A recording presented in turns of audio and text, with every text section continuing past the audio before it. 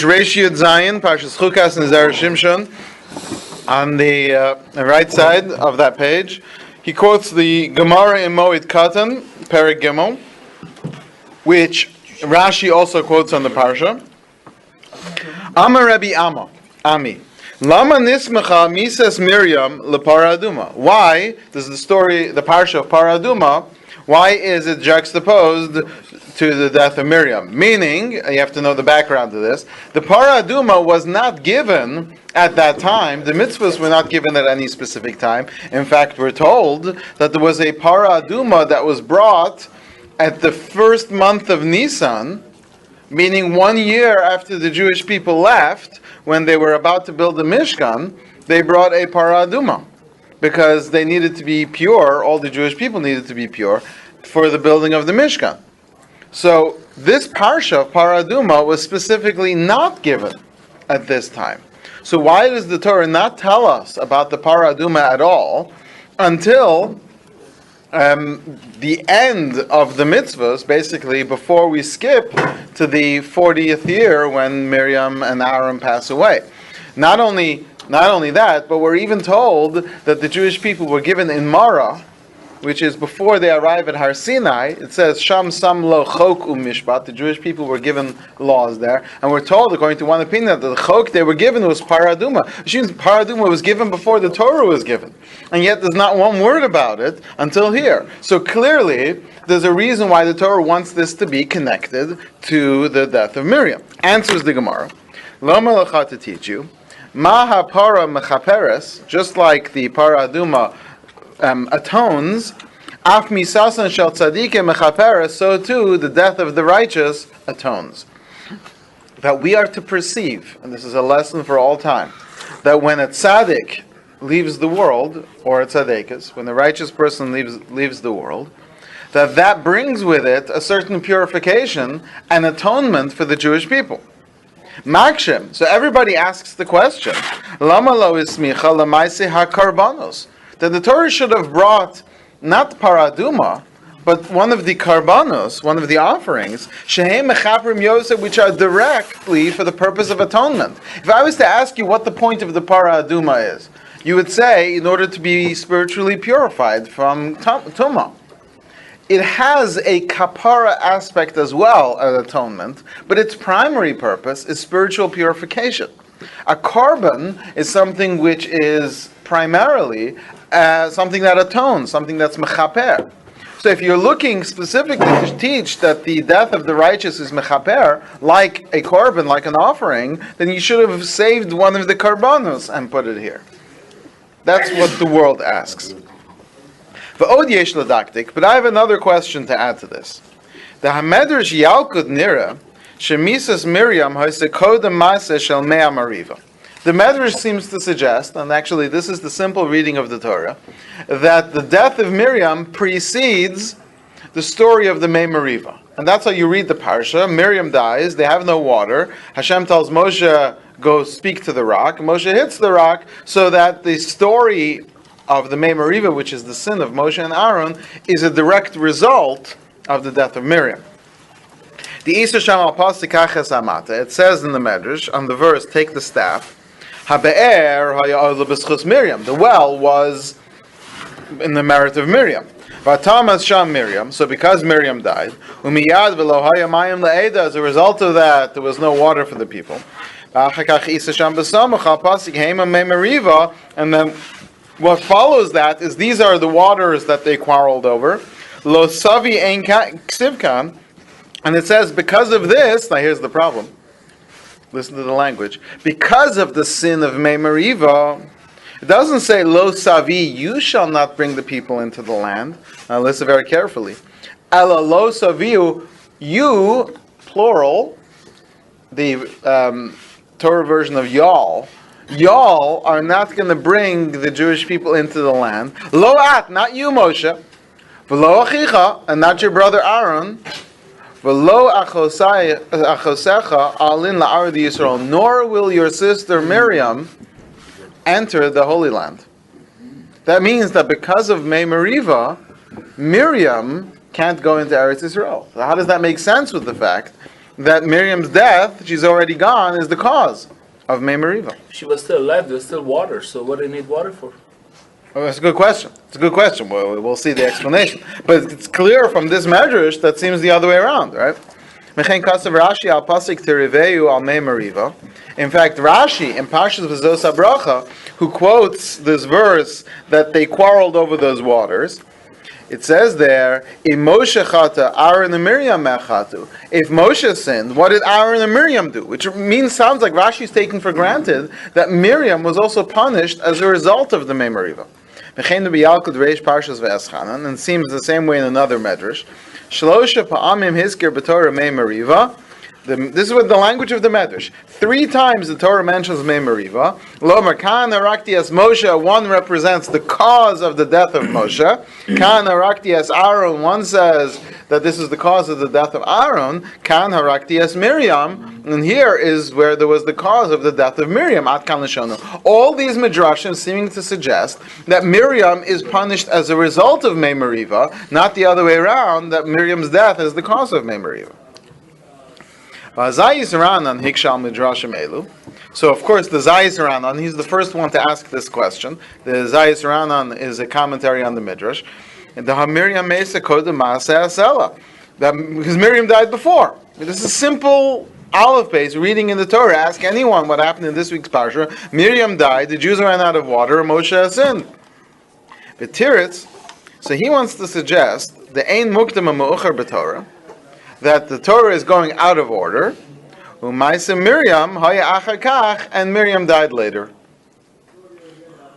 He says, B'tirit Za'eno. He says, but this doesn't make sense. I can't accept such an answer. When do we say that things are out of order in the Torah? That 2 separate sections of the Torah can be out of order. So for example, the story of Yisro arriving and him teaching Moshe how to properly set up courts, and then that's followed by the giving of the Torah. So there's separate sections, so that you can have a debate amongst the rabbis. Did Yisro show up before, or did he show up after? But we put it before because he was joining the Jewish people, so we put that as part of the theme of Parshas Yisro. But there's separate chapters. You can't take one verse and switch it around. You can't say that, pick any example. But within one section, whatever it says is what it says. That's the order. And this is what the Gemara says. And Rashi in that Gemara says, in one section, means within one parsha, you have to go in order. Otherwise, you can't even read any of the stories. Did Yosef get sold before or after? It's like the Bible critics. Right, yeah, you can't change the order. And the Yavin Shmua, who is one of the experts on this subject, he also says, when we talk about the Torah being able to be out of order, it only means the chapters. But here, Tuluna Sa'am, the people complaining, Umisas Miriam, the death of Miriam, Umasa Shem Meriva, and the story of the water and the hitting of the rock, Hakolu Inyanechad, it's all one chapter, one flowing story, pun intended, and so you can't have any change in the order. Furthermore, the Eich Efshar Loma, this is an obvious question. How could you say Shemisas Miriam Meriva? How could you say the death of Miriam happens after the story with the hitting of the rock? If Miriam was alive, they had water. If Miriam was alive, they had a well. What are they complaining about water? That's why you can hold Miriam responsible for the Mei Meriva. Well, you're saying she's responsible for as if her dying caused it. Right. But they're making it sound like she was somehow connected to the sin, rather than just the loss of water. Unless she did something that the water stopped, and that's what we'll caused it. We'll see. The Bishlam Mitchila, so maybe at the beginning, but if you go all the way back to the beginning of the Exodus, when the Jewish people were in Refidim, there they complained about the water. So Yesh Lomar, so that's where you could have the story of Mei Meriva technically, because the Be'er did not yet come. There was also a 30-day period when they did not yet have the man. So there you could have opportunities for complaint. But once the well of Miriam starts, we presume at least that it went till her death. What are they complaining about? Even when she was Masora, the water kept coming? It seems like it, yeah. That's interesting. Gama shetiritz od Rav Zal beparsha zu. So that rabbi wants to give another answer, very interesting one. The Bishbil Mei Meriva, because of the sin of Moshe with the Mei Meriva, lo nichnasu atzmoseha shel Miriam le'Eretz Yisrael. Her bones did not merit to go to Eretz Yisrael. That's what he wants to suggest. Miriam died, and had there been no problems as a result of it, had there been no fighting over the water, then Miriam would have been led into Eretz Yisrael. But somehow, because there was a fight as a result of this, her bones were buried there. He says, I don't understand this. So that fits with some of the explanations, but it's difficult. Midrash Omer kan harakti as Miriam. The Midrash says this is why Miriam died. Sounds like she died as a result of this. So before we read the next paragraph, I just want to prepare you that this is the Zera Shimshon. He's one of the brilliant Mekubalim / Rabbanim who lived hundreds of years ago, and these kinds of chidushim of novel ideas, it really takes someone with a profound knowledge. If someone else were to suggest this, we would sort of make a face. But when you have someone who is so great in Torah, we've already had opportunity to see his greatness and brilliance in Torah, so we're able to sort of open our minds and accept this pshat. V'nira lomar, so I'd like to suggest, this is what he says, Shekodem misas Miriam, before Miriam died, Hizchil habe'er leis alem, the well slowly began to disappear, ulehis yavish, and to dry out, ulehismayit, and to diminish.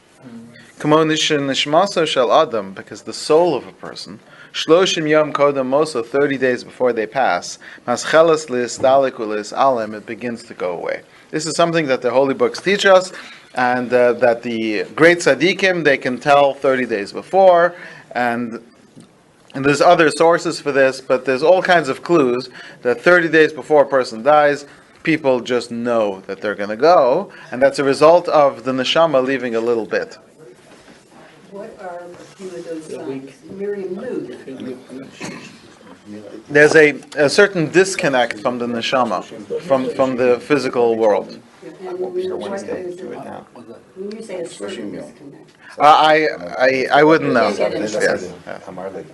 Okay, so he says, by Moshe it also says, Lo uchal od latzes v'lavo. He says, I'm no longer able to go in and out the same way. Upirshu b'perikama desot, and the Gemara in Sota tells us, latzes v'lavo b'divrei Torah, that he was unable to function in the same way with the Torah. The same well springs, the flowing of wisdom which used to come from him. There was a disconnect there because the neshama has somewhat detached, and that happens 30 days before a person leaves the world. I thought it takes a long time for the neshama to detach after something. Yeah, that's even longer than 30 days. But while in this world, the last 30 days, the person is not completely in this world. We're talking about natural death over here. I don't think it makes a difference. I know it says in it. The street and car hits and boot. How did the neshama knows 30 days before? Because it's all the neshama knows. I haven't seen someone say that, but from my understanding, it doesn't seem to be much.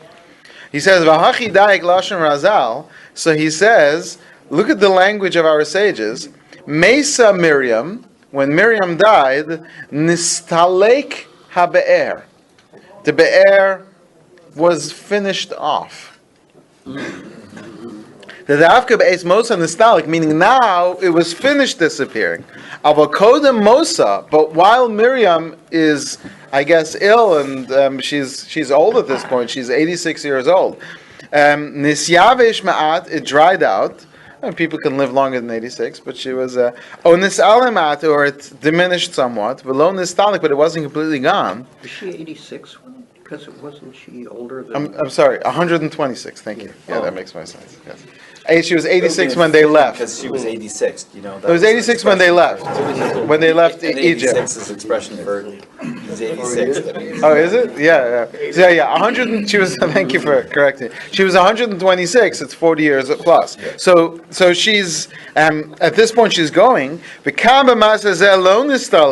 So he says when the story of the Mei Meriva happens, she's still around. But at this point, the rock disappears and they can't find it. You know that medrash that says that they couldn't find the rock and that's why they were talking to it? Because it was sputtering, it was fading, and they couldn't find it. Moshe couldn't get hold of it. Rabbi, they mourned for 30 days for Aaron. Didn't they mourn for Miriam also? It says they didn't mourn well for Miriam.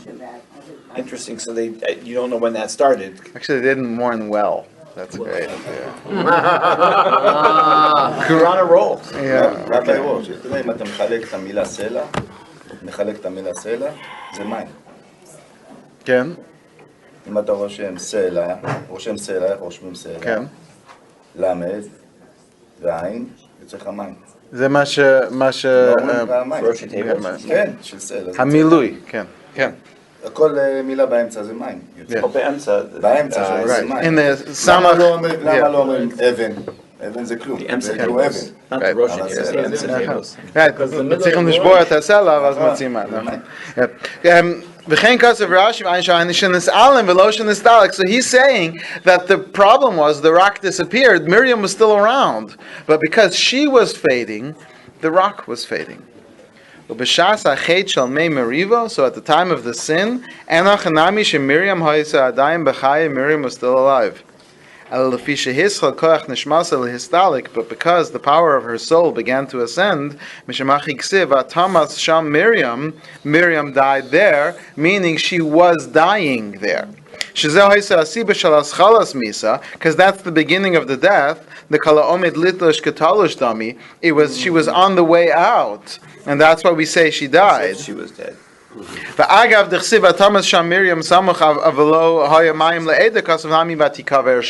And it says that's where she will be buried, but the she will be buried means that that's the place where she will be buried, not where she was buried.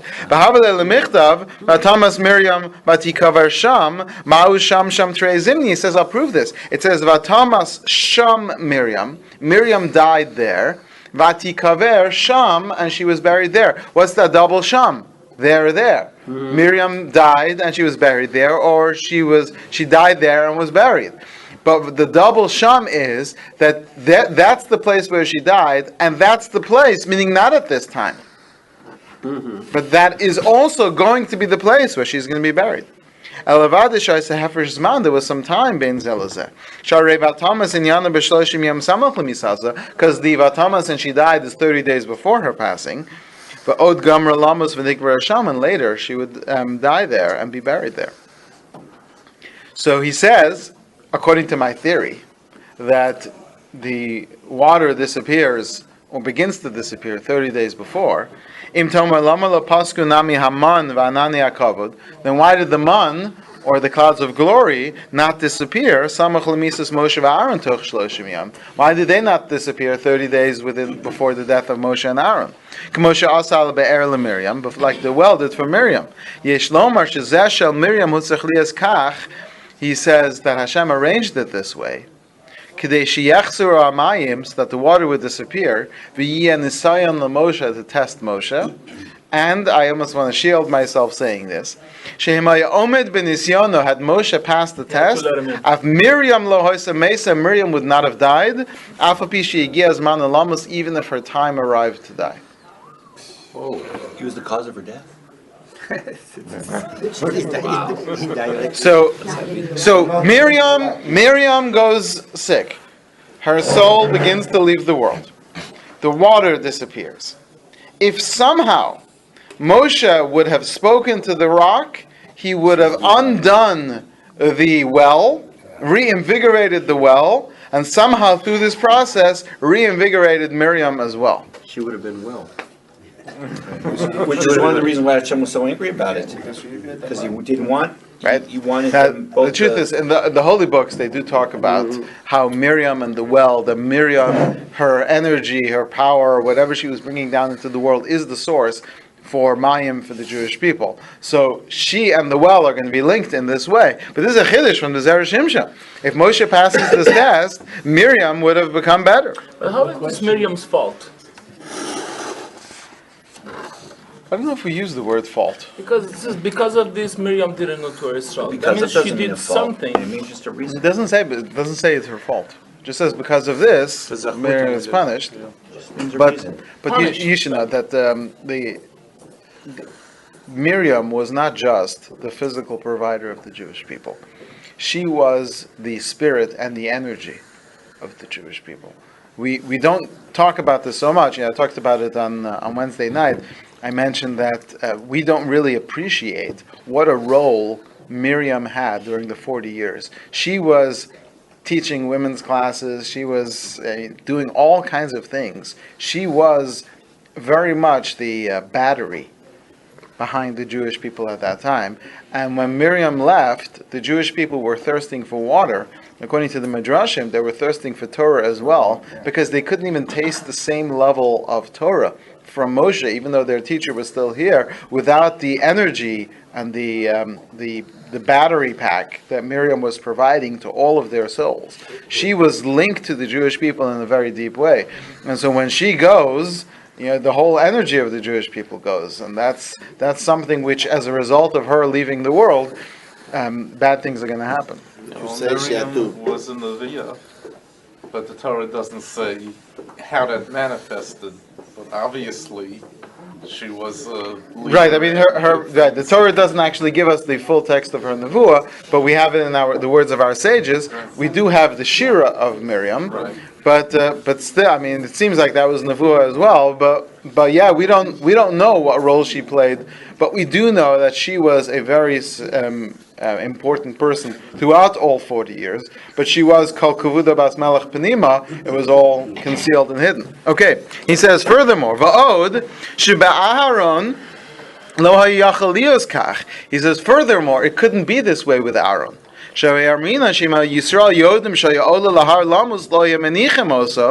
That if the Jewish people would have known that Aaron was going to pass away, they wouldn't have let him. As we all know, you look at the story, Moshe says to the Jewish people, I just got to go somewhere with Elazar and Aaron. And 3 went up the mountain, and only 2 came down. And the Jewish people knew when Elazar comes down wearing all of his father's big day kahuna, the Jewish people understood. But we're told that the Jewish people would not have let Aaron die.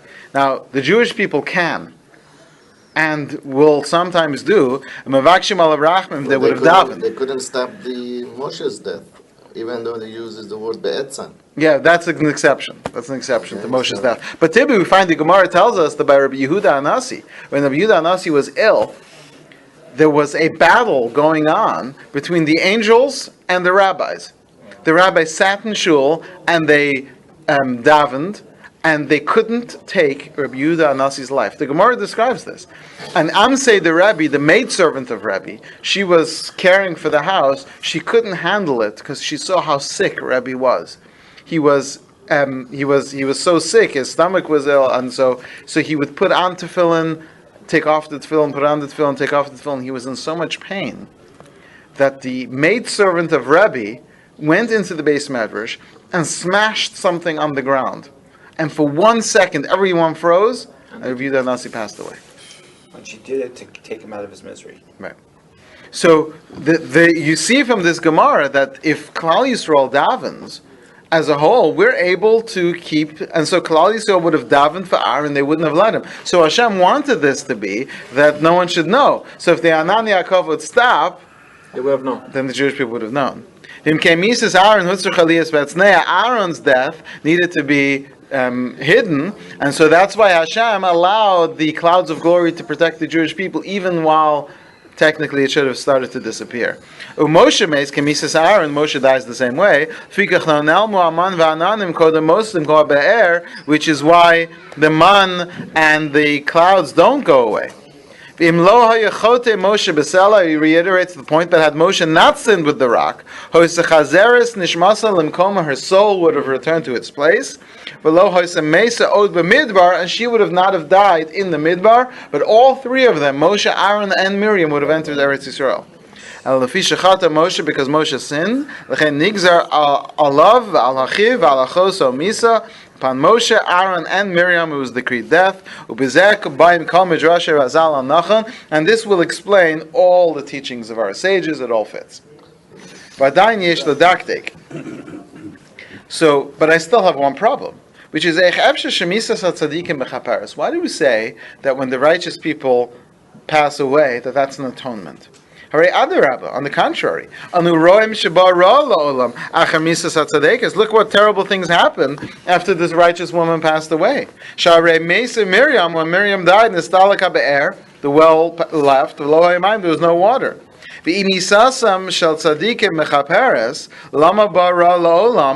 if the righteous people atone, why do bad things happen after the righteous people pass away?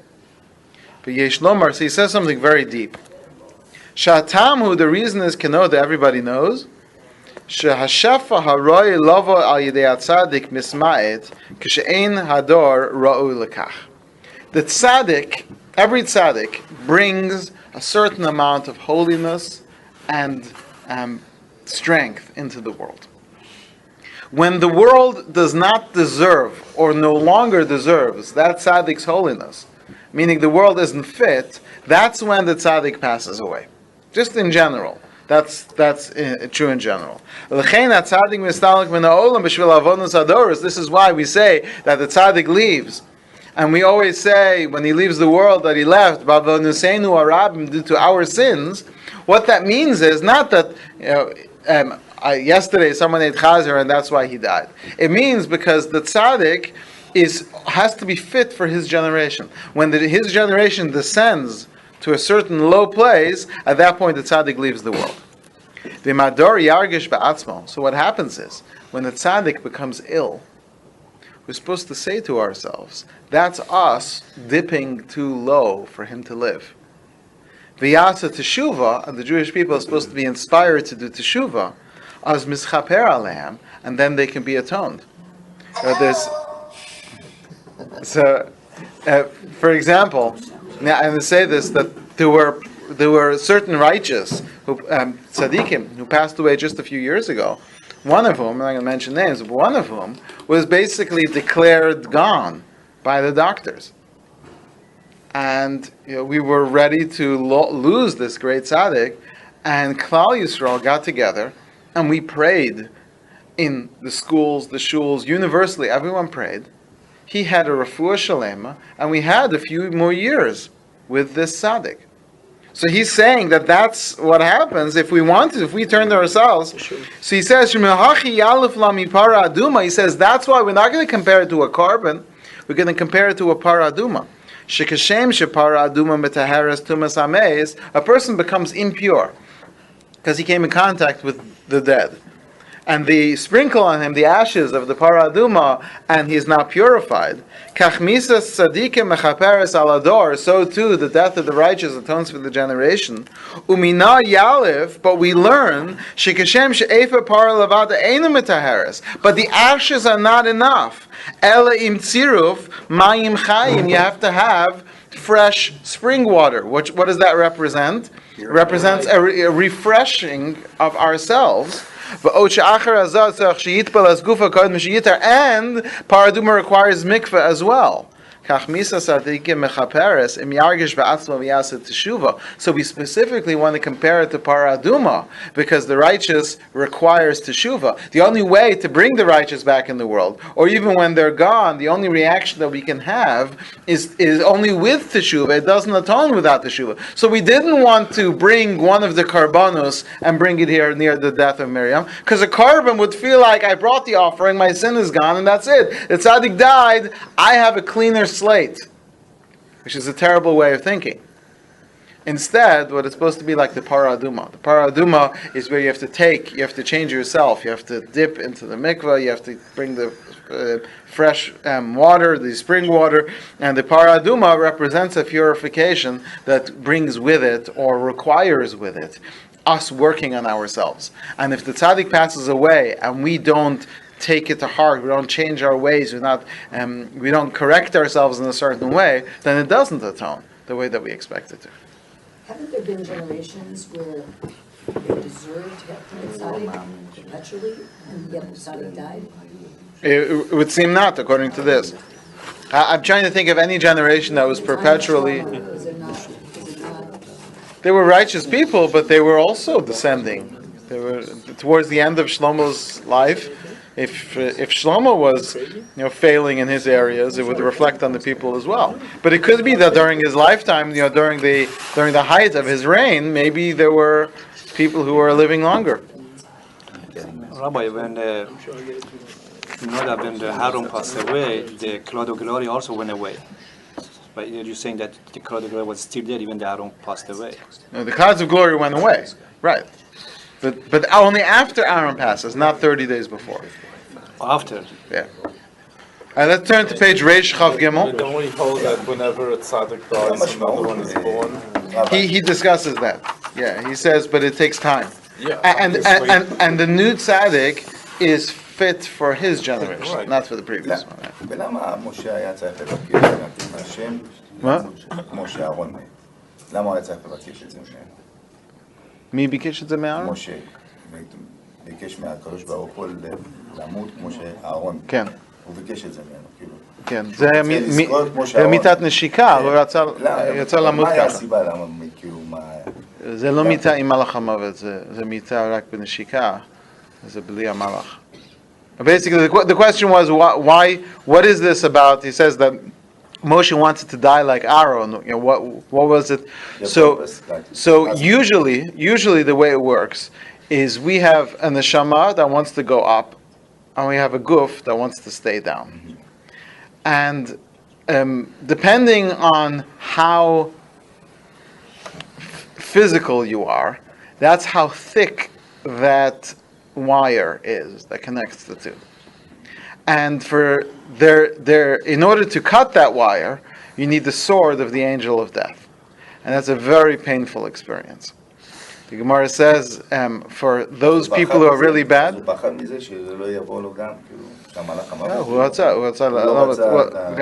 so the Gemara says it's like trying to stick a 2-inch peg in a 1-inch hole. That's how painful it is. So but if your guf becomes so holy that the guf is also ascending, going upward, then you don't need the angel of death. All you need is kaviyachol, as if we could say these words, the kiss of God. And the kiss of God creates this force which just brings the person up. There's no resistance. So that's the death of Aaron, where it says Al Pi Hashem, and Moshe wanted to die the same way. Of course, Miriam died the same way as well, though the Torah doesn't say it yet. Okay, page Reish Chav Gimel. Hopefully we can. I'm just going to read 2 paragraphs here. If you see on page Reish Chav Gimel in the bottom right paragraph, Aval Adayin, in the middle of that paragraph, it says Va'od b'tshuvas melech Edom. This is a pshat I've never seen before anyone else say, so it's nice to see it. The question was, B'tshuvas Melech Edom. Moshe sends a letter to the king of Edom, a messenger to the king of Edom, and says, please let us pass through. He gives them all these things. We're going to take the middle road. We're not going to bother you. We're not going to... And the answer of the king of Edom is a very strange one. B'tshuvas Melech Edom, he says, Lo savor bi. You shall not pass through me, pen becherev eitze lekrasecha, lest I go out against you with a sword. Ma'u halashon shel lo savor bi. What does it mean you'll not pass through me? Hoy lo lomar lo savor bi gvuli. You shouldn't pass through my boundary. What's through me? Umahu pen becherev, lest I come out with a sword. Hoy lo lomar ki becherev, for with a sword. Does he not know what the plan was? So he says, I'd like to explain this based on the words of the Ramaz. And this is a concept that we've discussed many times. But basically, there are sparks of holiness dispersed through the entire world. And this happened originally as a result of the Chet of Adam and Chava. And Mitzrayim was supposed to be the purification process to draw all these sparks of holiness towards ourselves and to collect them from throughout the world, to bring a fixing to the world, because the evil that exists in the world is powered through the Kedusha of these Parim. I'm not giving a full explanation now, but we've discussed it in the past. There is this concept of the holiness which is dispersed throughout the world. And that's why when we deserved it, we had a Beis HaMikdash. And the Beis HaMikdash, literally, people from all over the world would come and visit the Beis HaMikdash. There was a special section that where they had signs that says, up until here, a Gentile may go. But we actually encouraged the Gentiles to come, and Gentiles were allowed to bring offerings in the Beis HaMikdash. It's a very strange thing to imagine, but we accepted their karbanos. There was limitations on what kind of karbanos they will bring. And this was a reflection of what was happening in the spiritual world, which is that through the process of having a Beis HaMikdash, we were also drawing all the sparks of holiness to ourselves. During the second Beis HaMikdash, there was an incredible amount of people converting to Judaism. Just an incredible amount. And some of the greatest Jews, Onkelos, Achilus, Rabbi Akiva, Rabbi Meir, some of the greatest Jews ever were either Gerim themselves or born from them, or descendant of them, because all these sparks were coming towards us. But this is all because we live in a world where we allow those sparks to go. And now, because we've kind of messed up with the Beis HaMikdash, we have to travel all over the world and collect these, and we think that we go to different places in the world because it's convenient for us, but the world drives us that way. If when we're done with Germany, it kicked us out of Germany and sent us to the United States because we needed to collect all the sparks there. When we were done with Spain, they drove us out. Sometimes we move ourselves, sometimes things have to drive us. But this is all, once the process became very complicated, what originally was supposed to be, was supposed to just go down to Egypt and collect all the sparks. That was it. But they left with Egypt, they left with great wealth. Great wealth means that they were ready for the fixing of the world. When will we finish the spark here? B'ezrat Hashem, b'meira b'yameinu. So he says, Shekavanas Moshe b'shlicho zeh. So he says, you should know, when Moshe sends this messenger to the king of Edom, he wanted to travel through Bigvul Edom, the boundary of Edom, to finish all the collections through the holiness and the unifications that are in that verse. Moshe was describing a process, and by the Jewish people passing through, they were going to collect every spark from Edom. Isn't that another reason why they were supposed to buy food and water even though they had their own supplies? No, that would be part of it. To buy those sparks back, like the way Yosef bought all the... No, through the money. So when Moshe tells him, we're not going to do, we're not going to take this, we're not going to take this, we're not going to take that, it was all a lie. Moshe was exactly planning on taking, spiritually speaking, all their water and their supplies and everything. Yeah, we won't walk through your fields and orchards in the world below, but we will cut down every spark that you have in the upper worlds. But they were going to pass through all the upper floors. But because of the sin, that caused it's not time for Edom. Because as we know, we say this in our davening every day, Edom is the fourth exile. That's the last stop.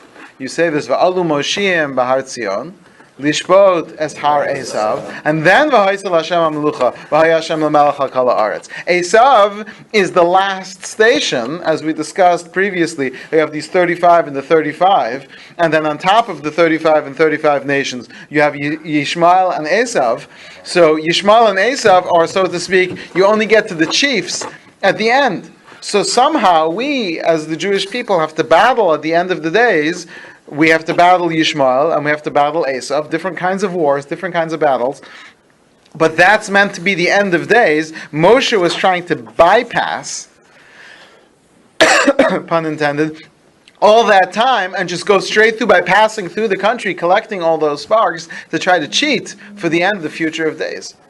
And it's just amazing to see. And that's what the king, we're not going to have time to read the whole thing, so that's what he says, Lo savor bi, you shall not pass through me. I know exactly what you're up to, Moshe Rabbeinu, even if the king doesn't know, the angel knows. We are going to continue, pen bacherev eitzei likrasecha, as he'll say in the end, because my father blessed me, that achar b'chatichya, by your sword you shall live.